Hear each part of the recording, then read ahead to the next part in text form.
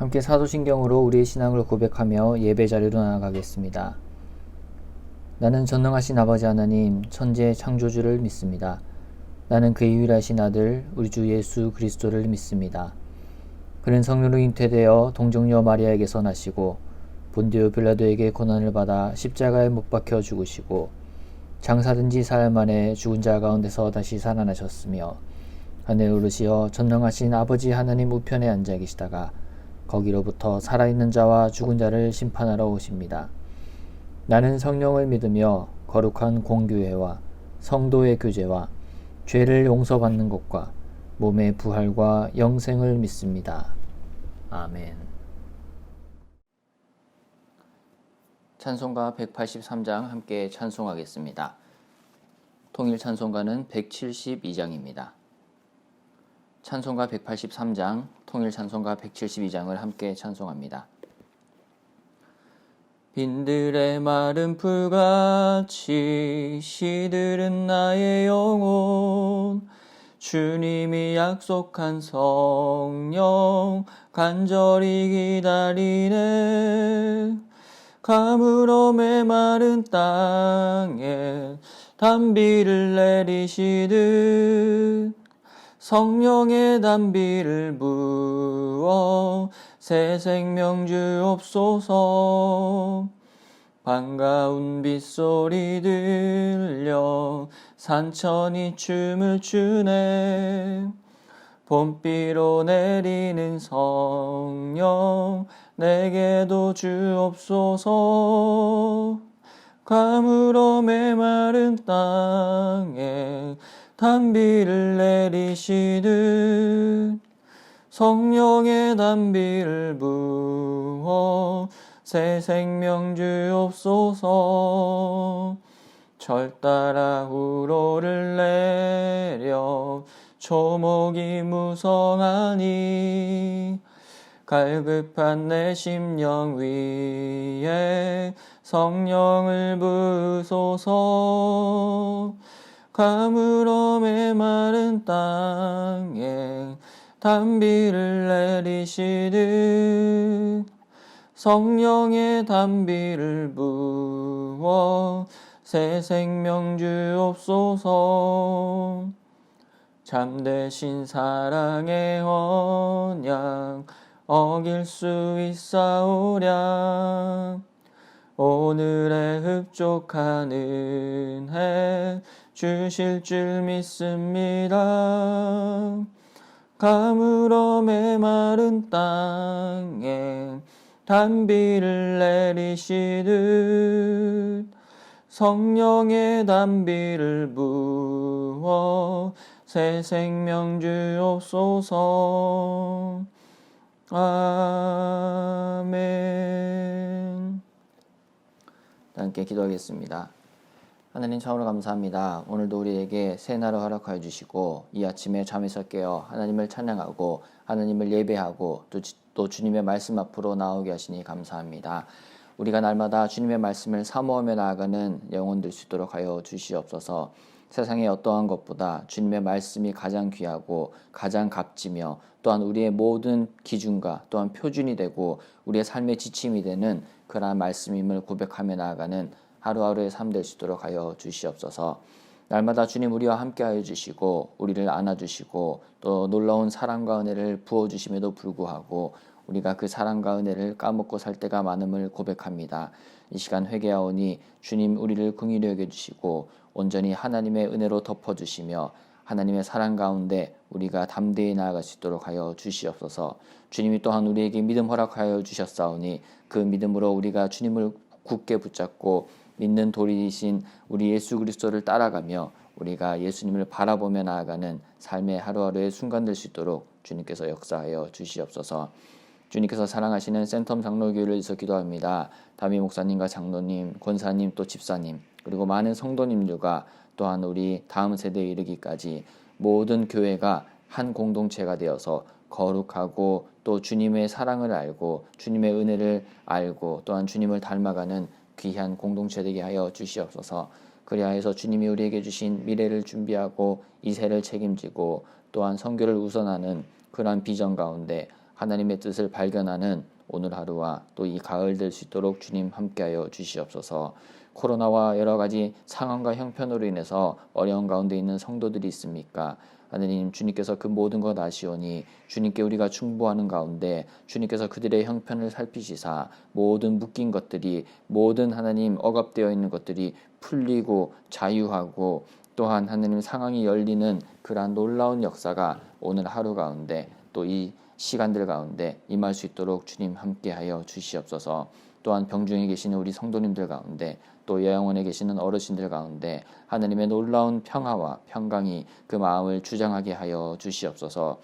날마다 주님으로 새롭게 옷을 입게 하시고 옛사람을 벗어던지고 새 사람으로 날마다 입음으로 말미암아 하나님 안에 성령 충만하여 주님이 인도하시는 대로 주님이 부어주시는 그 성령 가운데 회개하고 또 은혜 가운데 사랑 가운데 잠기는 이 가을날 될 수 있도록 하여 주시옵소서. 또 편찮으신 분들을 돌보는 가족들 가운데도 힘을 주시고 함께 예배하고 주님 바라볼 때에 더욱더 크신 은혜와 주님의 축복이 함께하기를 원합니다. 또한 하나님, 주님께서 사랑하시는 세계 열방을 위해서 기도합니다. 우리가 품고 있는 태국과 방글라데시와 캄보디아, 또한 우리가 세웠던 중국의 수많은 교회들, 또한 우리가 방문했던 많은 국내 선교지들이 있습니다. 이제 코로나 시대가 어느 정도 적응이 되고 위드 코로나로 접어들므로 인해서 우리가 더욱더 그곳들을 밟을 것을 기대하고 더욱 기도하며 믿음으로 준비할 수 있도록 하나님 함께해 주시고 인도하여 주시옵소서. 오늘 예배 가운데 주인 되신 주님, 우리에게 말씀하시는 그 말씀을 우리가 귀담아 듣고 또 순종하고 결단하는 귀한 예배 되게 하여 주시옵소서. 감사드리며 예수님의 이름으로 기도합니다. 아멘. 오늘 우리에게 주신 하나님의 말씀은 시편 3편 말씀입니다. 시편 3편 말씀을 함께 보도록 하겠습니다. 제 3편. 다윗이 그의 아들 압살롬을 피할 때 지은 시.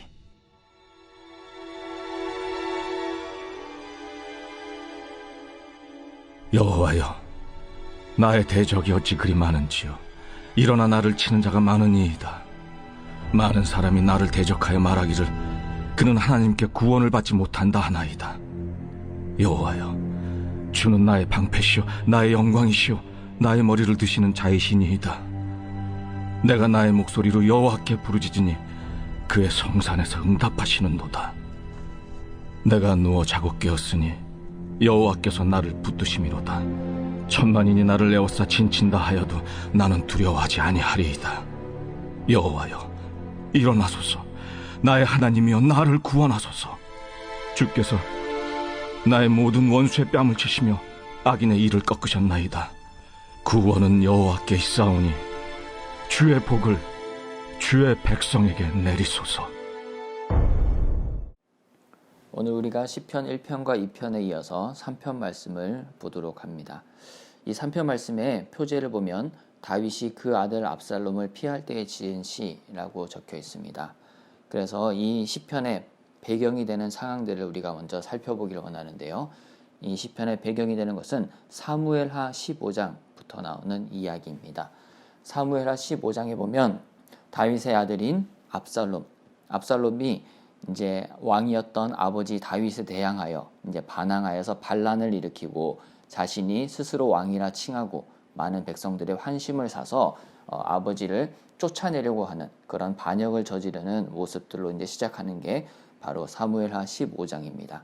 그래서 이 사무엘하 15장에 보면 다윗이 어떠한 상황에 처해 있는가에 대해서는 말씀드린 대로 아들이 자신에 대하여 이제 반역, 부모를 거역하는 것도 엄청난 죄이고 엄청난 아픔인데 왕인 자신을 향해서 왕자인 아들 압살롬이 반역을 일으키고 그 왕위를 뺏으려고 한다라고 하는 것은 엄청난 정치적으로 힘든 시련이었다라고 생각해 볼 수가 있습니다.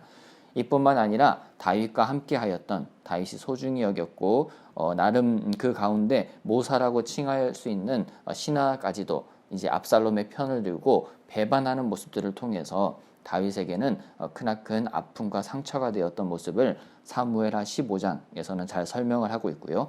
그 이후에 이제 사무엘하 16장 이제 이렇게 쭉 이어지면서 다윗이 여러 가지 상황 가운데 그렇게 이제 쫓겨나서 결국에는 예루살렘으로 이제 돌아오게 되지만 어찌됐든 간에 인내와 인고의 시간을 보내는 것을 쭉 이제 적어놓은 기록들이 바로 사무엘하에 나오는 이제 역사서의 내용입니다. 그 가운데서 우리가 한 가지 깨달고 또 살펴볼 수가 있는 것은 다윗과 그 아들의 모습이 하나님이 기뻐하시는 모습, 또한 하나님이 기뻐하지 않는 모습으로 나눠질 수 있다라고 하는 것입니다. 먼저 압살롬의 모습을 살펴볼까요? 압살롬에 대해서는 사무엘하 15장에 보면 이렇게 표현을 하고 있습니다. 압살롬이 이제 백성들이 이제 자신들의 그 땅을 떠나서 이제 그 예루살렘으로 들어올 때에 그 앞에 앉아서 압살롬이 그들을 만날 때마다 그들의 이야기를 들으며 그들의 이제 슬픔을 듣고 또 여러 가지 이제 그들의 상황들을 들으면서 자신이 엄청 그 마음들을 이해하고 있는 것처럼 그들에게 피력함으로써 그들의 마음을 사고 또 그 마음을 훔쳤다라고 이렇게 성경에는 기록이 되어 있습니다. 그렇듯이 압살롬의 모습은 어떻게 보면 어려운 형편 가운데 있는 사람들에게는 정말로 의지하고 싶고 정말 이 사람이 왕이 되어야 돼. 이러한 사람이 정말 왕이 되면 내가 더 행복할 것 같아. 라고 하는 그러한 좋은 겉이 이제 번지르르한 모습이었다라고 표현을 할 수가 있습니다. 이것은 요한계시록에 나오는 이제 사대 교회의 모습과 이제 닮았다라고 볼 수가 있는데요. 압살롬의 모습은 요한계시록에 나오는 그 사대 교회 어떠한 모습이죠? 내가 이제 살았다 하는 이름을 가졌으나 죽은 자로다라고 이제 그 하나님께서 판단하시고 그렇게 책망하셨던 교회와 같이 겉으로는 번지르르하고 많은 사람들의 이야기를 들어주고 환심을 사고 위로하는 것처럼 보이지만 하지만 하나님 앞에서 큰 죄를 이제 반역하고 반란하고 이 하나님이 세우신 왕 다윗에 대한 반란은 곧 하나님에 대한 반란이었습니다. 그렇기 때문에 압살롬은 바로 사대 교회와 같은 살아있는 것 같이 좋은 때깔로 이제 보이지만 결국 속은 비어 있고 아주 죽어 있는 모습이다라고 할 수 있고요. 다윗의 모습은 그럼 어떻습니까?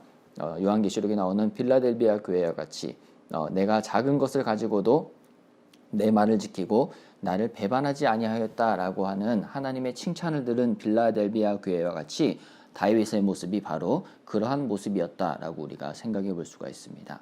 그래서 우리가 삶을 살아가는 가운데 다윗과 같이 비록 작은 것을 가졌다 할지라도 내 지금 상황은 시련 가운데 있고 인내와 인고의 시간을 보내고 있다라고 하더라도 하나님의 말씀을 지키고 하나님을 배반하지 않는 것, 그 하나님의 말씀을 진리라고 생각하고 온전히 따르고 하나님에게서 뒤돌아서지 않고 온전히 하나님을 바라보며 나아가는 삶, 그것이 바로 하나님의 칭찬받고 하나님이 기뻐하시는 삶이다라는 것을 우리가 살펴볼 수가 있습니다. 그렇다면 다윗은 어떻게, 또한 빌라델비아 교회 사람들은 어떻게 하나님을 기쁘시게 하고 어떻게 하나님만을 바라볼 수가 있었을까요? 그것을 바로 오늘 시편 3편에서 우리가 살펴보고자 합니다. 먼저 시편 3편 1절부터 2절까지의 말씀에서는 이렇게 나와 있는데요. 1절부터 2절까지의 말씀에 보면 많은 이라고 하는 많다라는 표현이 3번이나 나오고 있습니다. 나의 대적이 어찌 그리 많은지요. 나를 치는 자가 많습니다. 또 많은 사람이 나를 대적하여 말하기를 이라고 하면서 다윗은 자신의 그 대적들이 엄청 많이 있고 내가 정말 심한 상황 가운데 있다라고 주님 앞에 호소를 하고 있습니다. 그 가운데서 상황을 바라보는 것이 아니라 물론 많은 대적으로 인해서 힘이 든 가운데서도 많은 대적이 내 가운데 있지만 하나님 어떻게 할까요? 라고 하나님께 먼저 아뢰는 모습, 이것이 바로 하나님이 기뻐하시는 모습이다 라고 하는 것입니다.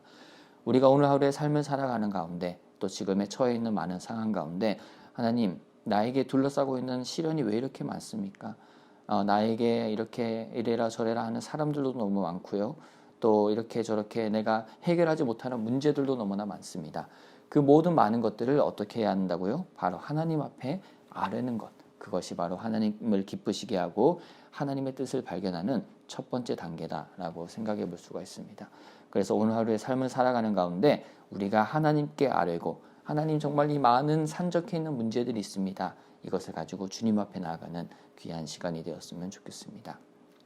두 번째로 3절부터 6절까지에서는 어떻게 그러면 우리가 하나님을 의지하고 하나님의 이름은 어떠한 이름이 있는가에 대해서 이제 시편 3편에서 노래하고 있는데요. 3절에 보면 이렇게 기록되어 있습니다.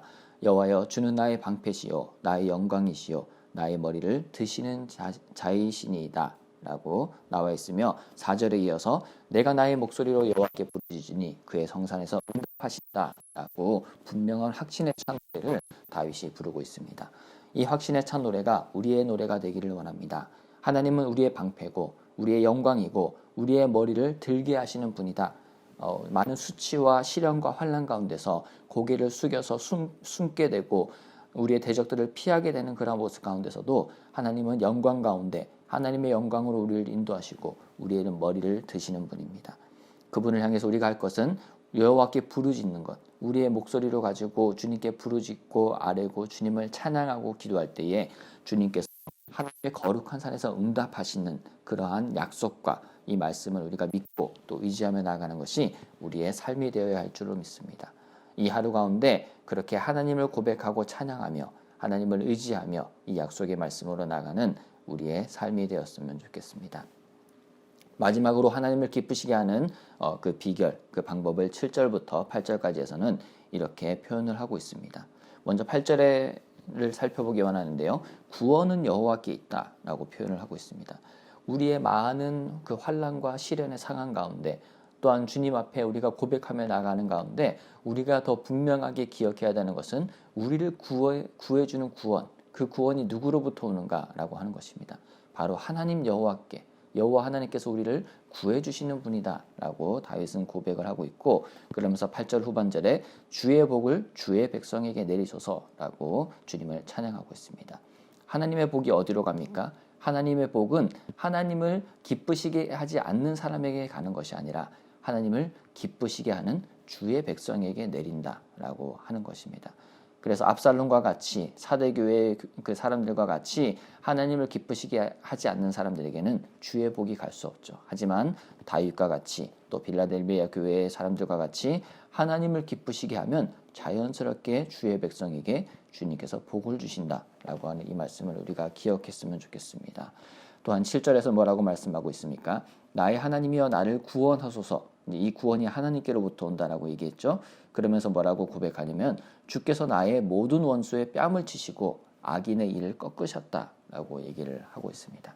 내가 어떻게 발버둥치고 내 상황 가운데 나를 힘들게 하는 사람 때문에 어떻게 하는 것이 그게 결국에는 한계가 있죠. 하지만 하나님께서 우리의 모든 원수, 사람뿐만 아니라 우리를 힘들게 하는 모든 상황과 모든 형편 가운데 그것들을 뺨을 치듯이 악인의 일을 꺾듯이 하나님께서는 전세를 역전시키시고 온전하고 완전한 하나님의 섭리 가운데 우리를 인도하실 것이다 라고 분명히 약속을 하고 계십니다. 이 약속을 믿고 이 약속을 신뢰하고 이 약속을 붙들고 나아가는 오늘 하루의 삶이 되었으면 좋겠습니다. 사랑하는 센텀 장로교회 형제 자매 여러분, 오늘 우리는 시편 3편의 말씀을 통하여 다윗의 모습을 통해 하나님이 기뻐하시는 삶의 모습을 살펴보았습니다. 오늘 하루의 삶을 살아가는 가운데 주님께 아뢰고 주님은 나의 방패고 영광이고 나의 머리를 드시는 자라는 고백과 함께 주님 앞에 나아갈 때에 하나님께서 응답하실 것입니다. 또한 구원은 오직 하나님께 있다라고 고백하며 주님을 의지할 때에 주님께서는 주의 백성에게 복을 주시고 우리의 모든 상황을 역전시키시고 그것들의 뺨을 치시고 그것들의 일을 꺾으실 전능자라는 사실을 꼭 기억하며 나가는 귀한 우리의 하루가 되었으면 좋겠습니다. 주기도문으로 예배를 마치겠습니다. 하늘에 계신 우리 아버지, 아버지의 이름을 거룩하게 하시며 아버지의 나라가 오게 하시며 아버지의 뜻이 하늘에서와 같이 땅에서도 이루어지게 하소서. 오늘 우리에게 일용할 양식을 주시고 우리가 우리에게 잘못한 사람을 용서하여 준 것 같이 우리 죄를 용서하여 주시고 우리를 시험에 빠지지 않게 하시고 악에서 구하소서. 나라와 권능과 영광이 영원히 아버지의 것입니다. 아멘.